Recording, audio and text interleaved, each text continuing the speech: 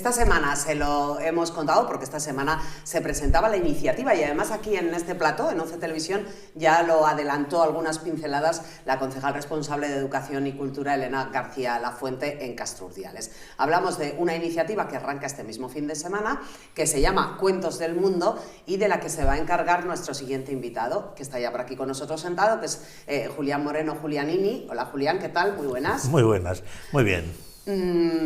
Yo siempre te he relacionado con el mundo de la magia y además con el mundo de la magia de los más pequeños.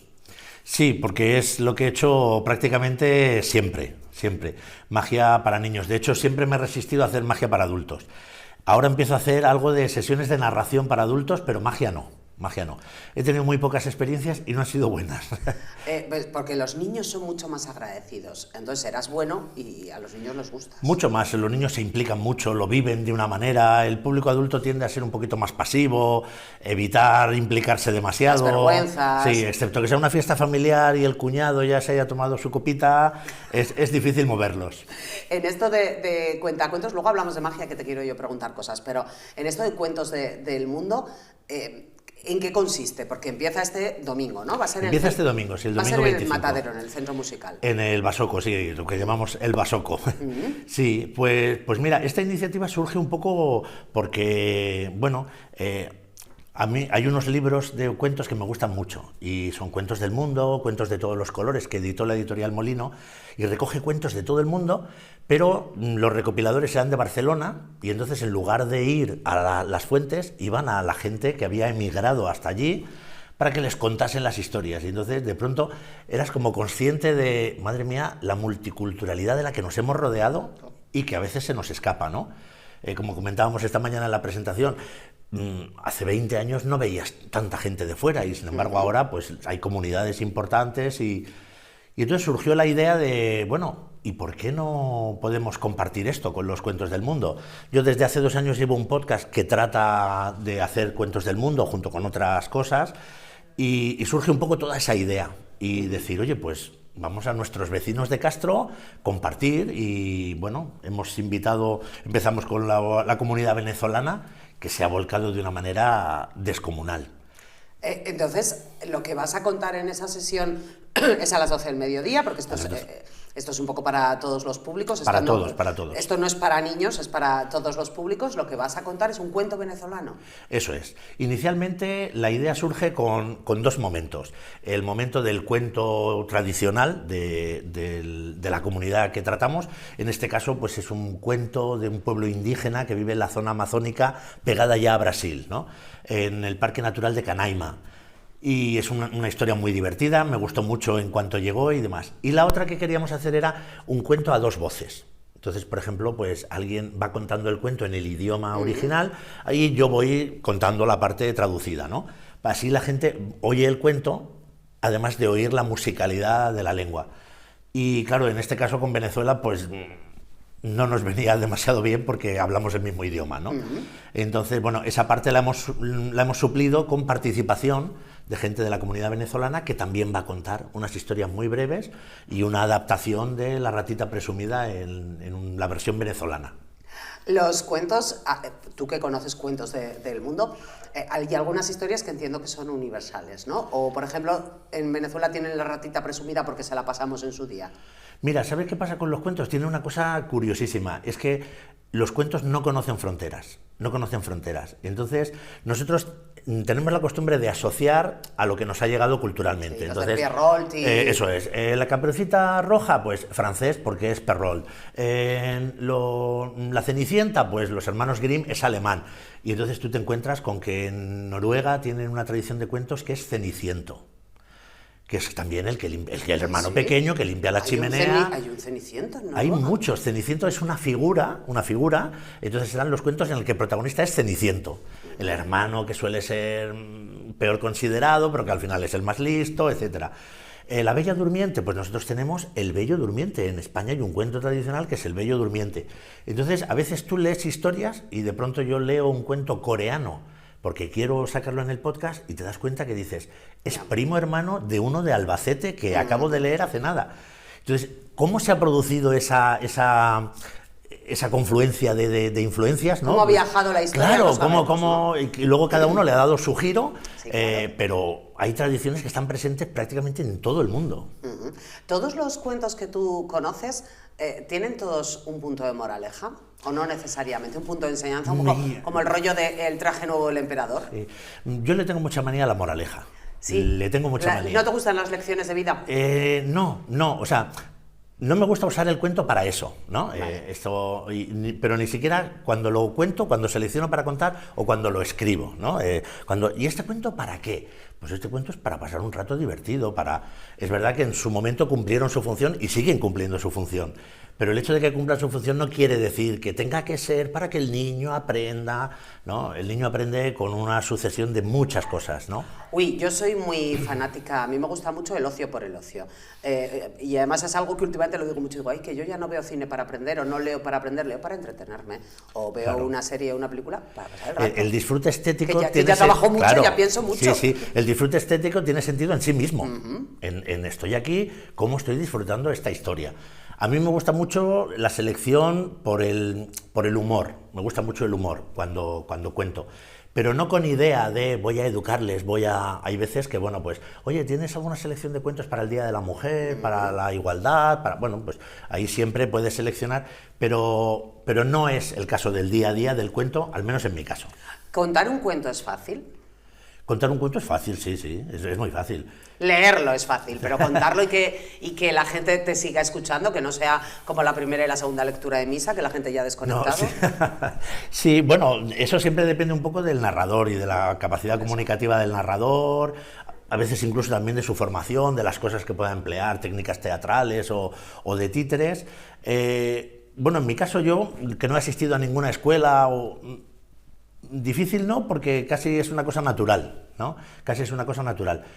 Pero que también aprendes un poco con el tiempo, porque yo cuando empezaba, en los inicios hacía muchos años, contaba cuentos o hacía magia, solo con que un niño hiciera así, mi cabeza empezaba, lo estoy aburriendo, lo estoy perdiendo, sí, lo he perdido ya, esto estoy aburriendo, y entonces ya iba cuesta abajo y sin frenos. Y entonces, bueno, aprendes que cada niño también lleva su ritmo y ves un poco claves que te sirven para saber. Pero bueno, yo creo que contar es fácil. De hecho, yo siempre animo a la gente que cuente, ¿no? Y cuando los padres te dicen, bueno, es que claro, es que no contamos como tú, y dices, gracias a Dios, porque tú... Claro, que yo vivo de esto, tú eres el ferretero. Tú le tienes que contar a tus hijos tú, a tu forma, y sentarte, y tú puedes contar de una manera que yo con mi público no. Tú puedes sentarte a tu hijo aquí, puedes abrir un libro y estar media hora en una página porque te está preguntando, ¿y este pájaro, y este conejo? Yo no puedo, no puedes atender. Entonces, es otra cosa, y cada forma de contar tiene su encanto. El público que vaya el domingo a las 12, bueno, en esta ocasión se va a encontrar Venezuela. El resto de comunidades todavía no las tenemos definidas del todo. Pues estamos ahí, estamos flirteando con la comunidad rumana y que se está dejando querer, y yo creo que seguramente será la segunda la que hagamos en marzo. Después tenemos otras opciones, pero como todavía no hemos cerrado, todavía no queremos adelantar nada. Esta mañana, cuando se hizo la presentación, hablabas tú y decías, bueno, pues algo que hace 20 o 25 años, que era tener un vecino de otro país, era algo muy exótico, y en toda una comunidad a lo mejor había uno, si lo había, ahora se ha convertido en el día a día. Ahora todos tenemos vecinos que son de otros lugares y que a lo mejor a veces no sabemos mucho de su cultura. Sí, no, mi vecino es ruso, mi vecino es ucraniano o mi vecino es argentino, pero no sé mucho de su país. Sí, y no sabemos nada, no conocemos, salvo que a veces los veas celebrar alguna fiesta o alguna cosa así entre ellos, pero realmente no conocemos nada. Y yo creo que eso es un poco lo bonito del proyecto, ¿no? Que lo decíamos esta mañana, que es un proyecto que no da la bienvenida, no le vas a dar la bienvenida a quien vive aquí hace 20 años. No le das la bienvenida, sencillamente es tu vecino y es como si dices, oye, vamos a tomarnos un café y cuéntame, ¿qué tal? Y entonces en este caso te encuentras, por ejemplo, con que ellos tienen muchas ganas de hacerlo. Por ejemplo, la comunidad venezolana lo está viviendo como una oportunidad de mostrarse y lo está viviendo con una ilusión que a mí me deja perplejo, ¿no? Y todo le parece poco y está haciendo las cosas con mucho mimo y ha conseguido unos cantantes que van a cantar canciones tradicionales infantiles también allí, o sea, bueno, van a preparar tequeños, unos dulces. Qué buenos. Sí, pues han no conseguido... Digas eso, qué buenos. Bueno, pues mira, otro aliciente, también está el aliciente gastronómico para los que quieran ir. Y entonces se han volcado mucho. Y es sencillamente porque se han encontrado la oportunidad de decir, oye, queremos conoceros. Y ellos dicen, y nosotros queremos que nos conozcáis. Pues mira, ha habido ahí un encuentro precioso. Va a haber 4 encuentros. 4. ¿Uno al mes, más o menos? Uno al mes, sí. Todos son domingos, menos uno creo en marzo, porque coincide con otra celebración del Día Mundial de la Narración Oral, y entonces ha habido que hacer un cambio al sábado, pero serán todos domingos. Y supongo que después de estas 4 sesiones, pues nos sentaremos también con el ayuntamiento a valorar un poco qué ha supuesto esto y si se va a continuar para dar oportunidad a otras comunidades. Me quedo con esto que me has dicho antes cuando te decía yo siempre te he relacionado con un público infantil, con un mago infantil, y me has dicho que prefieres al público infantil que al adulto. A este vienen adultos. ¿Eh? A este acto pueden venir adultos. Sí, claro. ¿Eso a ti sí, te da un poco de cosilla? No, porque no es mira, magia. a mí me gusta mucho el público familiar. O sea, cuando se dice, eres mago infantil, bueno, parece así un poco, es todo un poco difuso, porque luego a veces tú estás con adultos y estás haciendo los mismos juegos que haces con niños y ellos lo están pasando fenomenal. Pero cuando es lo que yo llamo público familiar, que vienen los niños, vienen los papás, eso es espectacular. Porque los padres que acompañan a los niños y se implican es genial, y entonces incluso hasta la actuación puede tener distintos niveles de comunicación, ¿no? Bromas que llegan a los adultos y los niños ven pasar sin entender nada, cosas para los niños, que ríen los padres, los niños. Entonces a mí me gusta mucho el público familiar. Hago infantil exclusivamente, pero normalmente cuando vas a colegios, en las bibliotecas, por ejemplo, también acuden las familias, y a mí me gusta mucho. O sea, ¿te gusta el guiño ese al adulto que Sí, el niño no lo ha pillado? yo, de hecho, mira, una de las cosas cuando terminamos, no sé si lo hemos pasado mejor, los niños o los mayores. Bueno, eso quiere decir que lo estás disfrutando y te has quitado una cosa mental, un freno mental que tenemos los adultos, una vergüenza social, que es no me quiero significar mucho, que un perfil bajo, que no sea qué, ¿no? Y entonces, sin embargo, los niños no. El niño te dice una burrada que si tú no quieres, no haces como que no la oyes, pero si te interesa la coges, la pones sobre la mesa, y entonces ellos son muy espontáneos, es maravilloso. Es que los adultos tenemos el componente de vergüenza, que a veces está bien tenerlo en esta vida, pero que nos quita de muchas cosas. Quita mucha diversión. Quita mucha disfrute. Quita mucha diversión. Y con el tiempo aprendes que las cosas son muy normales, que no pasa nada, que yo digo, muchas veces pienso, lo que a los niños les gusta ver a un señor mayor ya hacer el tonto en el escenario, o sea, y quedar en ridículo haciendo tonterías, el despistado, que te pegas un golpe. Y no pasa nada, eso no afecta a nada. Después yo puedo tener una conversación seria con la gente. O sea, ¿eso te ha pasado alguna vez? ¿Eres un mago que normalmente actúa para el público infantil y que la gente se piense que, pues eso, que no puedes tener una conversación seria? No, pero bueno, pero lo que sí es que la gente tiende a pensar que lo que haces tiene poco valor, ¿no? O sea, a veces diferencia... Pues a mí el público infantil me parece tan exigente. No, bueno, hay veces que la gente piensa, bueno, estos son magos y estos son magos infantiles, ¿no? Y entonces, bueno, de hecho, llevamos mucho tiempo peleando y tenemos encuentros de magos infantiles, un poco también para reivindicar lo nuestro, ¿no? Porque al final tú dices, todo se demuestra poniéndote delante de un grupo de niños, ¿no? Tú puedes ser el mejor manipulador del mundo, que en un escenario o en un campeonato mundial dejas embobado a la gente y lo haces delante de los niños y a los niños les da igual. O sea, ¿te han dejado de escuchar? Sí, tú entras en un sitio y dices, bueno, y ahora vamos no sé qué, y un niño te dice, pues claro, pues no eres mago. Entonces ellos dan por supuesto que las cosas van a pasar y entonces es esa espontaneidad que ellos tienen y entonces hay veces que ellos sí piensan que lo que tú haces quizá tiene menos valor que a lo mejor otro tipo de magia. ¿Y esa espontaneidad de los niños a veces obliga a cambiar el paso en mitad de la actuación? Yo tenía pensado ir por aquí, sí, pero sí. Es que los niños me están llevando por otro lado. De hecho, ostras, yo qué difícil eso. No, o sea, yo por ejemplo tengo un esqueleto, pero incluso contando cuentos, yo tengo mis momentos que sé que funcionan, qué tal, pero luego me gusta mucho aprovechar todo lo que sucede, ¿no? Todo, digamos, lo que sucede conviene. y de pronto puede ser un niño que te pregunta una cosa, puede ser cualquier cosa, ¿no? Y un niño, tú dices una palabra y de pronto dice un niño, ¿eso qué significa? Entonces no pasa nada, tú paras y dices, muy bien hecho, porque cuando uno oye una palabra que no sabe lo que significa, la pregunta, muy bien, esto significa esto, seguimos.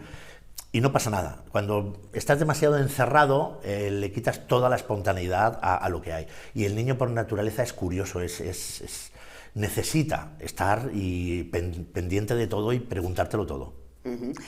¿Cómo empiezas tú en esto? Es que esta es una pregunta para mí muy para un mago. ¿Cómo empieza uno a hacer magia? Pues mira, la verdad es que esto llegó muy tarde. Y de hecho, yo siempre lo digo y luego le pasaré el vídeo a mi madre y mi madre acabará diciendo siempre, es verdad. Pero yo digo, si tú le dices a mi madre con 20 años, oye, Julián va a hacer esto, ella te diría, Julián, ¿qué Julián? ¿Mi Julián? ¿Por qué eras tímido? O sea, si tú me sonabas de algo y no sabía de qué, con 20 años me cruzaba de acera con tal de no quedarte en la tesitura. Claro, no, de decir, hola, sí... Fatal, muy mal, bastante tímido. Y entonces al final me empecé a relacionar primero con la literatura infantil. Me gustaba muchísimo, acabé trabajando de librero infantil, ahí fue cuando empecé a contar en la librería y demás. Y a raíz de hacer fiestas para los cumpleaños de mi hija, hubo un momento que pensé que quería ofrecer algo más. Y entonces hice mi primera y más patética actuación de magia que yo recuerdo, que fue absolutamente horroroso, yo estaba nerviosísimo, de hecho iba a salir y digo, si no tengo nombre de mago, o sea, no me he puesto ni siquiera un nombre, y como el único mago que conocía, que me sonaba, porque no sabía nada de magia, era Houdini, sí. Pues yo dije, pues los magos buenos todos deben acabar en Houdini. Y yo dije, pues yo Julianini. Soy Julián, pues yo Julianini, y ya está. Y entonces salía y hola, soy Julianini, tal, y me daba vergüenza, llevaba una peluca y unas gafas, o sea, horroroso, una cosa fatal. Pero aquello fue el germen, algo dejó ahí, y después conocí gente que me condujo por este campo, me encontré haciendo cosas, disfrutando y demás, y entonces yo creo que me encontré siendo mago de pronto sin haberlo planeado. Es decir, bueno, en realidad jamás planeé dedicarme a esto, o sea, en absoluto. Pero encontraste algo que se ha convertido ahora mismo en tu identidad, ¿no? Sí, yo encontré, o sea, por eso yo siempre le digo a mis hijos o con la gente con la que hablas y tal, no tengas prisa. Ya descubrí, o sea, igual estudias una carrera y es lo que te maravilla, pero a lo mejor estás estudiando una carrera y un día en tu vida se cruza una oportunidad que te lleva a caminos que no habías pensado nunca. Y este es uno de ellos, o sea, tú le preguntas a cualquiera de mi familia hace 40 la vida años. Es así, ¿eh? Eso es, sí. Y entonces yo digo, me parece estupendo no tener nada planificado, no tener, de pronto corres mucho, de pronto te paras, luego llega el momento en el que tienes que ponerte por tu cuenta, dejar las librerías, ¿no? Que era lo fijo, y me pongo de autónomo, y esto me pasó ya estando en Cantabria. ¿Y qué haces? Y te da un poco de vértigo, pero no me conoce todavía nadie, tengo la agenda vacía, y bueno, y al final dices, bueno, pues maravilloso. Tú que vives en Castro y muchas veces actúas en Castro, ¿luego los niños se acuerdan de ti? Cuando vas a los coloquios, luego te ven comprando en el supermercado y te... Hola, Julianini. Sí, pero me pasa en Castro, los niños me saludan, Julianini. En donde sea. Sí, e incluso, pues ayer, por ejemplo, estaba presentando el último libro en Corrales y los niños, Julianini, que haya llegado Julianini y tal. Algunos que te siguen, siguen todo lo que haces, hagas lo que hagas, siempre van a estar allí, da gusto. Y cuando a veces hasta el niño es como decir, los ves con los padres, mira, y cuando tú ves a alguien que te está mirando así, dices, están intentando que le da vergüenza saludar o algo así, sí, es muy bonito, es muy bonito. Sin duda, yo te lo he dicho antes, a mí me parece que el público infantil tiene que ser muy complicado, porque los niños son muy sinceros, pero también muy agradecidos, precisamente por eso, porque son muy sinceros. Sí, el más agradecido, el más agradecido, sin duda. Oye, una última pregunta, yo soy muy curiosona, ¿con qué niños se ensaya algo nuevo? ¿O vas a calzón quitado la primera vez que introduces algo diferente? No, tú trabajas un cuento, una rutina de magia o lo que sea, la preparas en casa, crees que va a funcionar y demás y luego vas a calzón quitado. Y luego vas y lo haces. Y entonces hay veces que dices, he dado en el clavo, hay veces que... O sea, por ejemplo, un cuento después de 10 sesiones no es el que contaste la primera vez. Has incorporado muchas cosas, te das cuenta que hay claves que tú creías que sí, o a veces preparas algo y dices, bueno, cuando llegue este momento aquí nos partimos de risa y llega ese momento y hay un silencio sepulcral y tú dices, ala, fuera, venga, esto fuera. Y entonces vas cambiando, pero yo no ensayo nunca con niños, nunca.